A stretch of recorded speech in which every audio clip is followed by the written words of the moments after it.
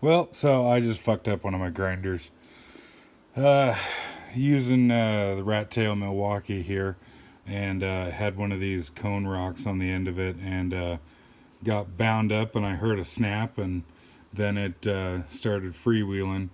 You hear the motor turning, but the hard rock wasn't doing anything. And anybody who watches AVE knows that he dorks out on grinders and takes them apart and all that kind of stuff. And I remember watching one of his videos where he was taking apart a grinder and noticed that there was no keyway from the armature to the pinion nut or the pinion gear, and was talking about how you'd break the shaft before the pinion spun on the armature, even without a key on it. And unfortunately, I would say that he is right. And unfortunately, this is actually the second time this has happened to me. Not on this grinder in particular, but I had a 9-inch years ago that bound up on me really hard. Got stuck in a tight spot and did the exact same thing. And, on one hand, no big deal. Shit breaks. That's just the way it goes. But I would be happy, I would personally be happy to get a new armature for this thing if it was reasonable to do so. On my 9-inch anyways, and I haven't looked it up for this one yet, but on my 9-inch anyways, the armature itself was like 75% the cost of a new grinder, which, not that I'm one of those guys that, oh, why would I put $5,000 into a pickup that's only worth 10 grand or whatever? Because, the reason you do that is a new pickup is 80 grand. But it's just stupid. Milwaukee obviously does that with the pricing and everything because they don't want you to fix these things. They want you to just throw it in the trash and buy another one. So on my 9-inch, what I did, because it broke, if the motherfucker would focus, it broke in a very similar fashion to this one here, where the armature shaft was pretty close to the pinion gear like this. Like it didn't break too far down the shaft. And you can see, get it in here, there's the nut with what's left of the shaft on it. What I did on my 9-inch was I actually TIG welded the armature to the pinion gear.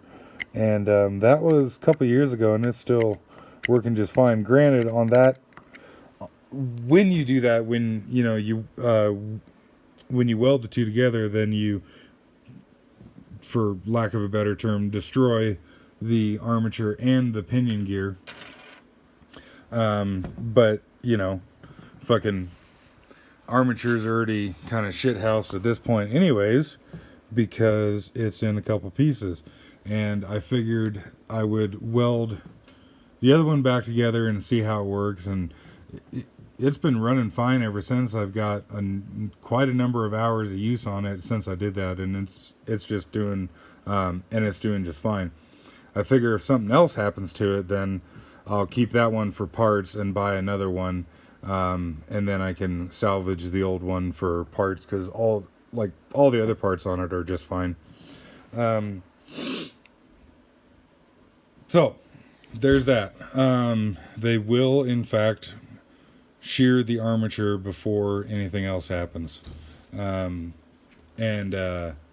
Just while I got all this crap going on here, so this grinder had the old style guard. Hey, could you grab one of the old guards, if you would, please? Like just one of the 6-inch ones or whatever. No, up. Yeah. So Milwaukee changed their setup on the guards and all that kind of shit. So this was the older design here, like so, and that was the guard that went to it. And I need to make a separate video about these, but these were really nice. Their new grinders went to this setup here, which I think is a total pain in the ass, and like I said, I'll talk about that more in detail later, but that's the guard that goes to the new one. These older grinders here, you can see actually had a little needle bearing for the